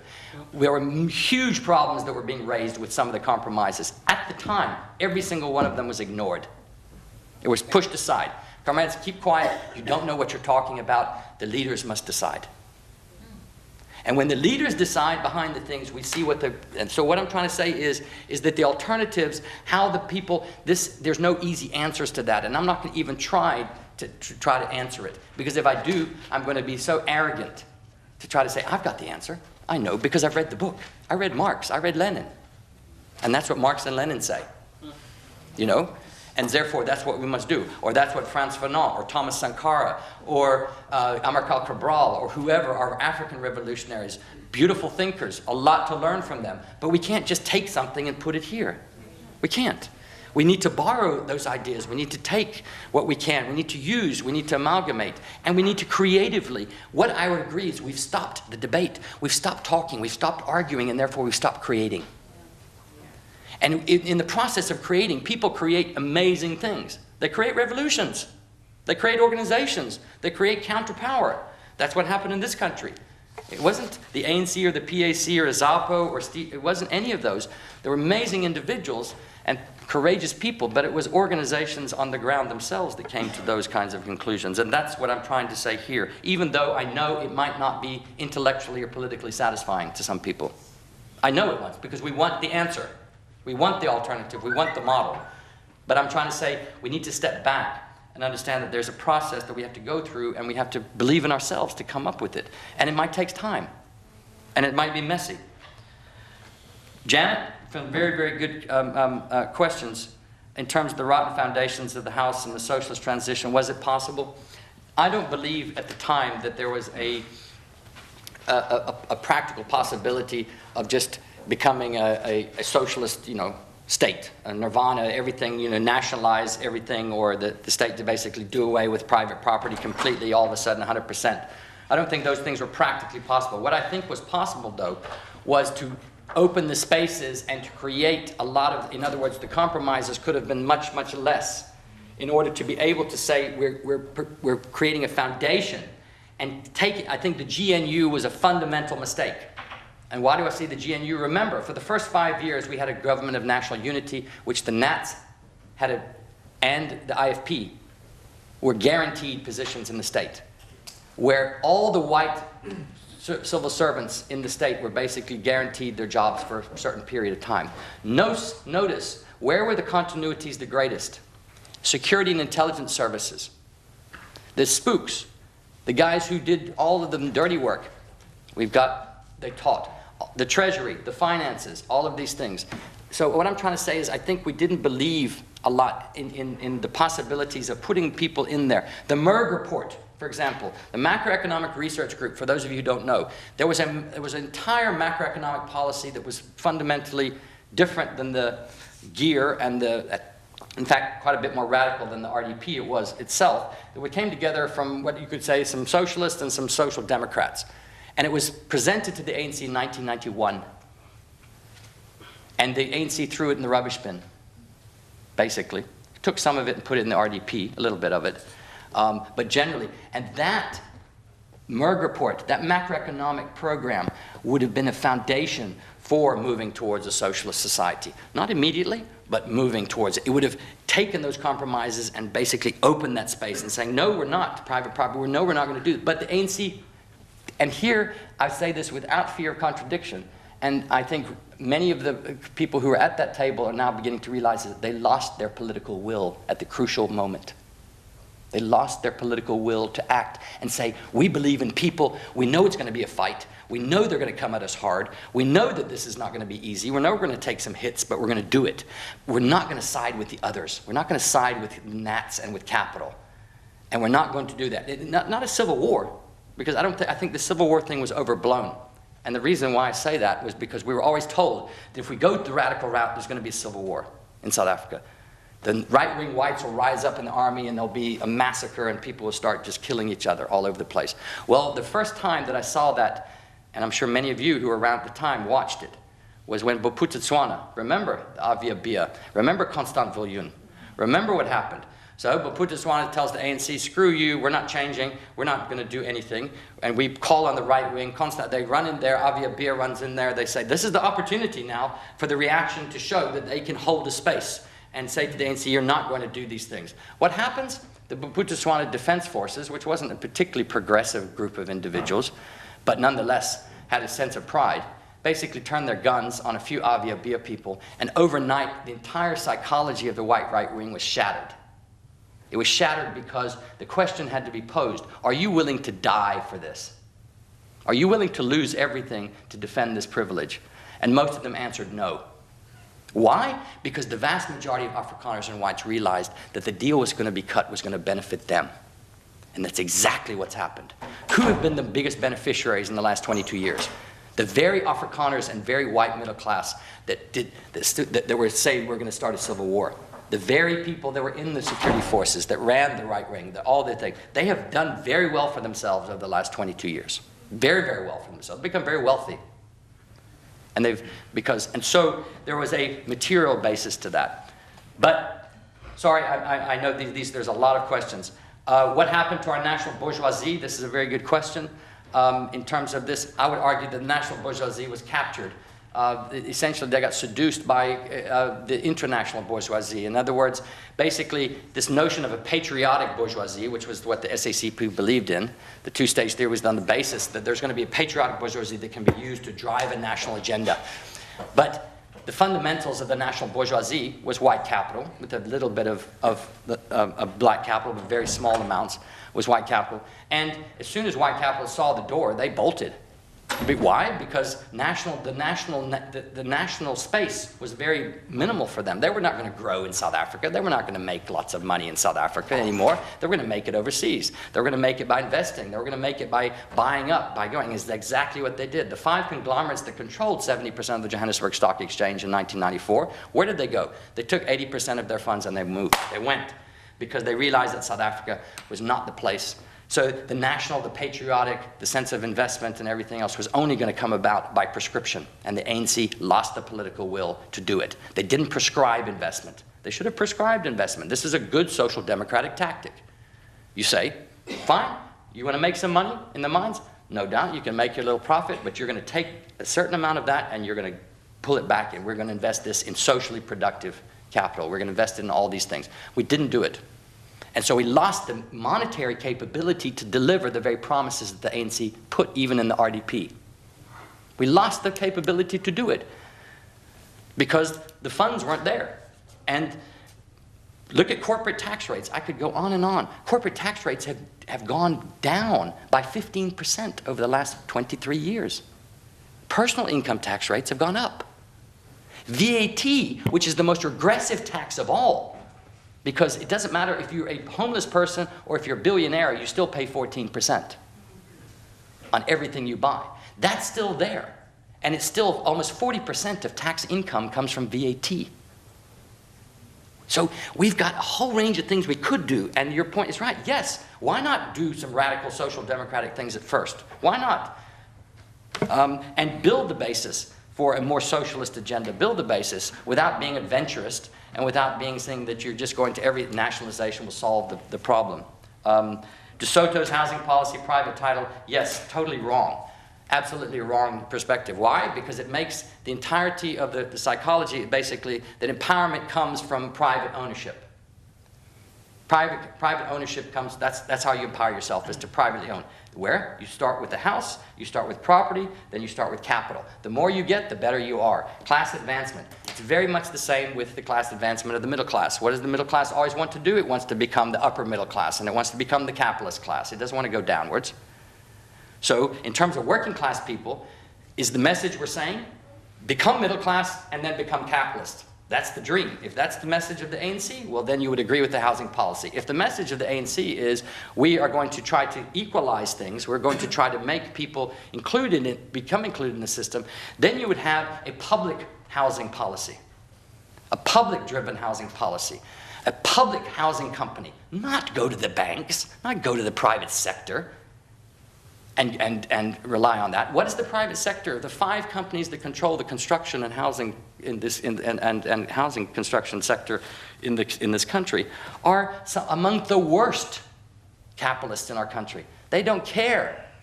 They don't care what the quality of the house is. They don't care how if it's anything. They don't care. They just want to make the biggest bucks that they can. And we are relying on these people to deliver it? No. It was completely the wrong kind of policy. And it sent the wrong message. The message politically and socially should have been that if we want to advance, we have to go the public route, not the private route. That, to me, was what the ANC said they believed in. That, to me, was what the SACP said they believed in. And yet they did exactly the opposite. Why? Why did they do the exact opposite? And then they spend the last 20 years rationalizing it and defending it to us. But comrades, there's no alternative. But comrades, we'd had no choice. But comrades, you're being adventurous, you're being utopian, you're being impractical. And what I'm saying to the comrades, and what I said to Blade, and I said to Jeremy, and I said to all of them, I said, you're the most impractical people in the world, because you are telling people that they are putting their dreams on the private sector and a capitalism that is destroying our world and is basically crumbling. We're seeing the capitalist system crumbling in front of our eyes. It might take another 50 years, it might take another 60 years, but it's on its way out. It is going. It is not going to sustain itself. It might destroy our world before it destroys itself. But if that's the message we want to give people, that they must believe in accumulation and they must just get as much money as they can. Well, that's something different. That's the DA's message, not the ANC's. So people vote for the ANC out of habit. This class nature, I've talked about these things. How do the majority give their future to the black? You know, this is the comrades left. But I think I've answered those kinds of things. I just want to say this, is he asked me the question, when is the revolution happening? I can't say when the revolution is happening. I think it's happening in front of our eyes. I think it's happening right now. Revolution is not an event. Revolution is not the storming of the Bastille, you know, the French Revolution where you get the arms and you storm, and it events. And we've captured it, and now we've completed the revolution. A revolution is a continuous process. It's constant. It's uncreation all the time. We're at a particular stage of that process. I have every belief in ordinary people to create that revolutionary possibilities. I think it's going to be messy. I think we're going to get worse before we get better. I think this country is going to go through a really rough period in the next few years because we're going to fight it out. And it's almost necessary to do that. And it's going to be nasty and people are going to get very upset. And some people are going to say that it's going to go all haywire and we're going to end up as a basket case, no doubt. But in order to believe, those countries that had the capability and had the will, they tried to do it in the middle of a Cold War. They tried to do it in the middle of a situation. So Vietnam, some of the central Nicaragua, El Salvador, Angola even, and Mozambique in the 1970s, which really made a huge, serious attempt to try to change that society, were caught in the big powers stomping all over them like elephants. Boom, boom, boom. Now it's different. Is the USA going to bomb South Africa and invade us if we go in a left direction? I very seriously doubt it. Maybe Trump will try, but he's going to fail. So in other words, what I'm trying to say is the world has become a much, much more unpredictable space. There's no general that can run around and trample everybody. And I think that we must believe that we can take the spaces, even if gradually, and make the revolution real over time. Sorry to go on for so long, but the questions were very, very important and very apropos. Any answers? Sure. If I may, there's just two points I'd like to make. One, I do believe, I agree with Dale on the fact that it's going to get quite messy for a good number of years. As I said earlier, I think what is actually happening in our country at this moment, you know, somebody was asking about, you know, about the revolution. I agree that it's, you know, it is a process, and I think, I don't know if we were quite in it yet. I'm not sure that, you know, we are quite in it yet. I don't see the light at the moment, you know, at the end of the tunnel. But what I did want to ask, when Janet was saying, you know, when you talk about the foundations of a house that are rotten, the logical thing to do is to bulldoze the house. There was quite an excitement coming from this side of the room, and I think I would like to actually explore that. You know, if one or two people from this side could explain exactly how you guys define that. I think it's quite a pertinent issue because it goes to what a gentleman in the front here had asked earlier, to say, you know, why is it that people continue to put faith, for lack of a better word, in an organization that they feel that is not working for them. And my next question really is you know, connected to that, is how is it possible, if at all, for people to organize themselves, you know, at a broader societal level, for people to organize themselves outside of political formations? I think it's become vastly clear that, you know, I mean, the fact that about, 9.5 million people eligible to vote no longer do, my figure could be incorrect, but it's run about, then it has dropped substantially.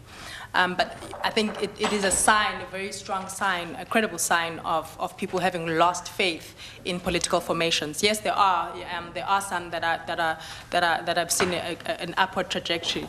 However, I think that generally, you know, there is that kind of, you know, loss of faith. So if people have lost faith or are losing faith in political formations, how then do we organize ourselves, and how can this house be bulldozed and actually rebuilt again with hopefully stronger and firmer foundations where it will actually give credence and credibility to what we're trying to do? No, I think for Okay, Son? Oh, sorry. Yeah, I just realized I didn't. There's several questions that I didn't. Do you want me to answer, or do you want me to? No, you can club them quickly in the Okay, minute. sorry. I know. I trying to keep track of all of them. And yours are about the globalization, and is that a prerequisite for economic development? The answer is absolutely not, in my opinion. Globalization, in the sense of capitalist globalization, no. Globalization in the sense of international solidarity, different kinds of alternative trade blocs, things that, for example, Mercosur in South America and some of the Latin American countries have attempted. That kind of globalization absolutely is a prerequisite, because no national entity is ever going to be able to develop on its own and sustain an alternative by itself.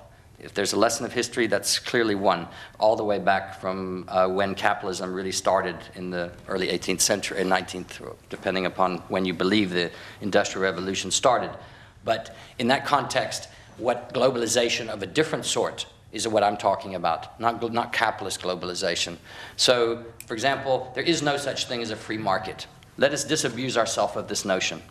There is no such thing as a free market. Those who preach the free market the loudest are the most unfree market people around. In the United States being at the top of the ladder. So we have, I don't know what economics is taught in this university, but in most universities I've gone to, I've taught at UJ, I've taught at WITS, I've taught at UCT, I went to the UCT business school and caused an uproar when I actually said that actually, capitalist economics is something that is actually not really, should be something that forms the basis of the curriculum. So in that context, I think that the corporate capital in the 2008 crisis, of course they played a role. What did they do? Let me give you one example, and then I'll stop, which is this: investment. Corporate capital in this country is sitting on a massive cash pile. They still have been. They have been for the last 20 years. A lot of it went out of the country, but they've still got huge investable capital in this country. What are they doing with that capital? And what is the ANC and the government making them do with that capital? Where is it going? It's certainly not going to the majority of the people. You know where the vast majority of investment over the last 22 years of private capital has gone? Shopping malls and developments in high-income areas. Come to Johannesburg and see what's happened in the last 22 years. What's come? We have 2 new cities being built in Joburg that are the largest private sector developments in the Southern Hemisphere. Stain City and Waterfall City. Each of them multi-billion rand cities where they're going to have their own schools, their own transport, their own water supply. In other words, they're going off the grid completely. And the ANC is, viva private investment, viva! And meanwhile, just across in Diepsloot, there's open sewage. Kids can't go to school. Just across the road from Stain City. And very little is being done. As you know, I've spent a lot of time in Diepsloot over the last 15 years, and very little is improved in Diepsloot. A few RDP houses have been built, these kinds of things. So what I'm trying to say is that if we're going to be serious about disciplining capital, and about getting to them, we must be serious. We mustn't apologize for it, and we must go for it. And we mustn't say that because we go for it, all hell's going to break loose and the world is going to treat South Africa as a pie and the economy is going to go to hell. The economy is going to hell already. We have 0.3% growth. And most of that is going to a very few amount of individuals. For the majority, the economy is hell. For the majority, the economy is not working. So the question is, whose vision are we talking about? The middle class, a capitalist vision, or the people's vision? And that's the way I'd answer that question in the terms of this, is that if we actually begin to reflect what it is that ordinary people want, and then put those things seriously into capable policies, economic and tax policies, investment policies, real serious things that we need experts for, we do it properly, we do it maturely, we do it in a systematic way, we can change our society for the better. And we can do it in a way that will not mean that we're going to be cut off from the rest of the world. Because you know what the capitalists always, and we can beat them at their own game, which is what? They always will go where the money is. And if there's money to be made, we can control that and make sure that a large part of that money comes back into people. Capitalists will always go for that. And as soon as they see a space for them to exploit, they will do so. We've got to close those spaces. Thanks a lot, Jay. But I think there are a lot of issues to note arising from the discussions. Most interestingly, of course, being that to note that personal tax has gone up, but gradually corporate tax is going down. It also should ignite or spark a discussion around fees must fall leaders around this fact as well. Another thing is Section 19 of the Constitution as it relates to political rights and so on.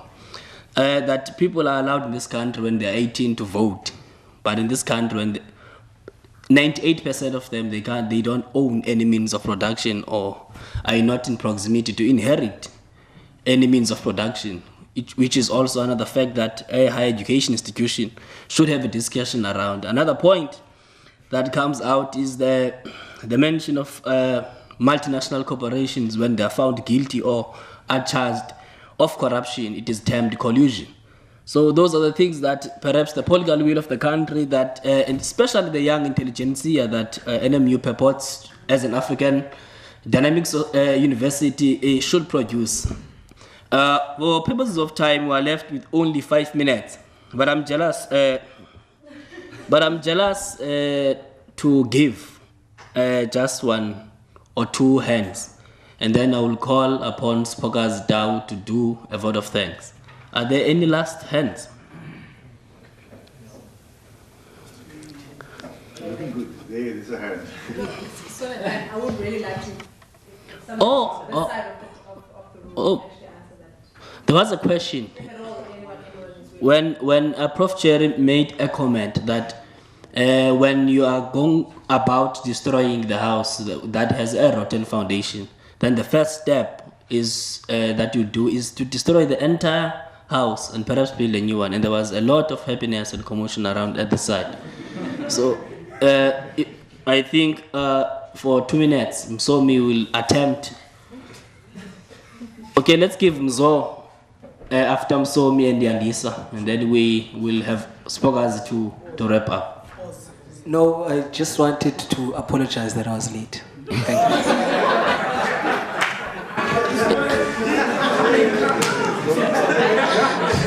Okay, we have such abuse, Mzo. Msomi?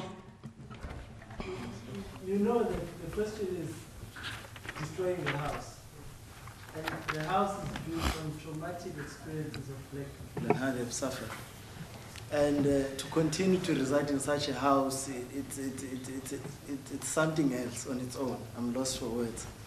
But outside the rhetorics, you can't just say we'll destroy the house as soon as we gain power. There has to be a transitional period, and you have to take into account that at a certain point in time in future, we must have accomplished such and such. We must have restored the dignity of our people, which is not what we are seeing happening. It's not a situation where you say, let there be light and then there's light. So yes, the house must come down, the foundations of it must come down so that a new society is ushered in. But how that happens will take its time, but we must see that we're in that direction. As it is now, so yeah, I just wanted to clarify that it's not a situation where you just say, collapse the house, no. Okay, may I? Yeah. Chair, I must point it out that ever since Msomi became closer to me, I sense some light now. No, it's a joke, But Dale, as now a communist, you're a communist. This is on a theoretical level. It is said that the proletariat, particularly, when they are engaged in a revolution, they have nothing to lose in the revolution except their chains. So if the collapse of the state comes, to us that's a benefit, because anyway we're not benefiting from the economy. So what is the best thing for the proletariat is to collapse the economy. That's partly why I would be skeptical when people ban universities, because anyway we're excluded in these universities. The banning of these universities to us is not really a matter of an advantage or disadvantage. So with this one of banning the house, Prof, I'm trying to say to you, those who are in the peripheries of our economy, if the house collapses, it's an advantage to them. because it will then mean all of us will be in the first scale where there will be no house, all of us will be seeking for accommodation. So it's a theory derived from the fight between the bourgeoisie and the proletariat. Now, to close up, on the issue of the revolution, if we're in the revolution, I think we've engaged in that level, even though now it's a bit diplomatic and slow. Because if you can read the patterns, generally in the politics of South Africa, you can see the divisions between the West and the East. You can see the fightings. You can see on the other side the group of about TM wanting to emerge in the UN. You can see on the other side the group of Abu Jacob Zuma wanting to emerge in the BRICS. You can, if you follow the patterns, after the president of the EFF, Julius Malema, had some conflict with President Jacob Zuma, he left that space of the left. First thing he did when he was the president of the EFF, he went straight to London. And when he came back, he had problems with Robert Mugabe. You can see now the differences between the East and the West. They are clear. But now it's a matter of saying, for example, when people say there is corruption, you know, apartheid was built on corruption. So don't be shocked when you hear that we are engaging on an arms deal. If you've not seen it, that there is a war coming, then you are late. When we engage on arms deal, there are a lot bigger issues that we're going to face. In closing, the BRICS arrangement on its own, if you don't see it, that's the regrouping of the Soviet Union. Look at the countries that had formed the Soviet Union, and look at the countries that are forming BRICS, and look at the strategies that they're applying. They are the biggest economies in their regions. China is the biggest in their region, Brazil biggest in their region, Russia in their region, we're the biggest in Africa. And that's where now I'm sensing that a revolution is coming.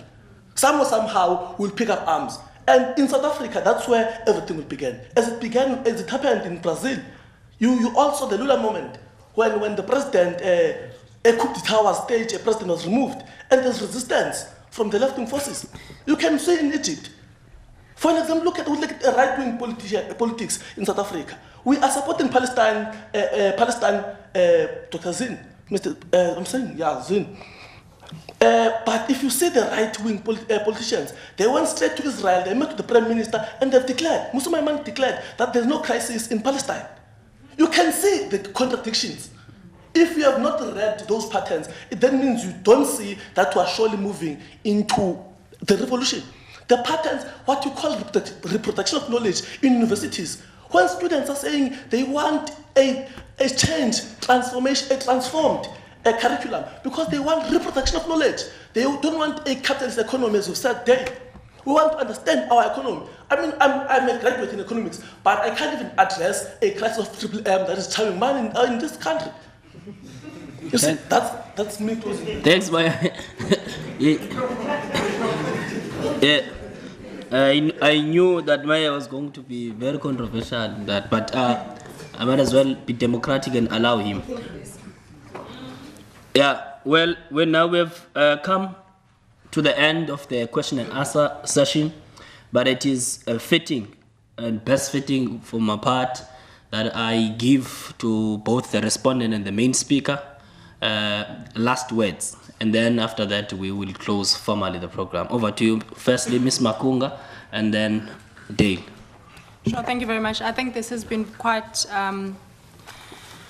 constructive. I think it's been insightful. I think the book itself, as I said earlier, is one that asks questions that we should be asking. I think it's quite timely. One thing that we have not spoken about tonight, I think, is the role of civil society in our country. We've got a very strong history when it comes to civil society. Dale does argue at some point that it was much of our civil society organizations were absorbed into the ANC and then kind of lost their influence. I think there has been, to an extent, arise again. Whether or not it's been that effective, I'm not sure. I cannot say. I am worried about the fact that our country seems to be run through courts. That every single thing that that happens has to go through to the court system to be adjudicated there before any kind of decision is made. I think it speaks a lot to a lack of influence that has happened perhaps in much of civil society itself, or just our communities in general. But having said that, I do think, Dale, well done. I think it's an excellent book. Whether or not you agree with some of the concepts or not, for me, is not really the issue. I think it does go straight to the heart of what we are and where we are at this moment in our democracy. And hopefully you'll continue to write some more. Thank you very much. Over to you, Dale. Thank you for those kind words. And yes, I intend to continue until the day I die. And that's the way it is. The struggle never ends. On both a personal as well as a political level. I'm not sure where it's going, but I'm going to certainly try to be part of it. Let me just say, I'm not going to revisit any of the fundamental questions. I really am appreciative of the engagements. To me, this is a microcosm of exactly what we should be doing. We should be having these conversations, and you can see already just in 2 hours, which is a very short period of time actually. I think we've also gotten, I remember back from, and I'm sure Shannon, we used to spend entire weekends arguing and about things and everything, and we didn't get tired. Now we're like 2 hours, oh, come on, we gotta go home, we've tired of a lot of things, and I think to regain some of that energy, that revolutionary energy is coming, and I see it. And I'm very thankful for the engagements, for the questions, for the critical, as you were saying, it doesn't matter whether we agree, that's not the point. The point is that we begin to think through these things, and it's only by doing that. When we stop listening to each other, when we stop debating, we're in trouble. We really are, because then only the loudest voices get heard, and those that are the strongest get heard. And I just want to leave and say that I'm hopeful as we move forward. I do think that it's going to be a difficult period ahead, but I'm hopeful because if there's one thing that comes out of this work and a lot of things, it's that, as I say right from the beginning, it's that ordinary people, not big leaders, not all the rest, is ordinary people, is where the future has always been, is where the future will always be made. And I believe that fundamentally, and I think that it is going to be a long battle, but it will be one that we will come out on the other end of, and we will go in that direction, that liberatory direction that we've always dreamed of. It might not be my generation, but I think it's certainly going to be yours, most of you that are in this room. And for that, I think you should be thankful. Thank you. Thanks a lot, Dale and Ms. Makunga. Mine in closing is but to note that law, ironically, has always been used to justify injustices in society since time memorial. So perhaps it is a challenge for all law practitioners and students to consider an amendment of the Constitution of South Africa. It is not really a Bible. It's not a document that's cast in stone. It must be revisited every time and again. But I think these are the lessons that we, especially at student leadership level, university management, of course, must learn, must live, and also uphold that the power really lies in the people and not in the boardroom. And the mandates that must be carried through when you hold a position, which is not permanent, but is for that opportune moment to deliver that mandate. And you must always remember that you are put there by the people, and therefore the power to recall and also to appoint is with the people. As we welcome my colleague Spokazi to give a vote of thanks. I thank you. All right, thank you, Kamani. Good evening, everyone. So I'll be very, very brief. And I just really think Kamani did a fantastic job, and I just want to thank everyone for participating and engaging. So first of all, I just want to from the entire team, we just want to express our gratitude to yourself, Dale, and Nwabisa. We have just some small gifts for you as a token of appreciation. Thank you.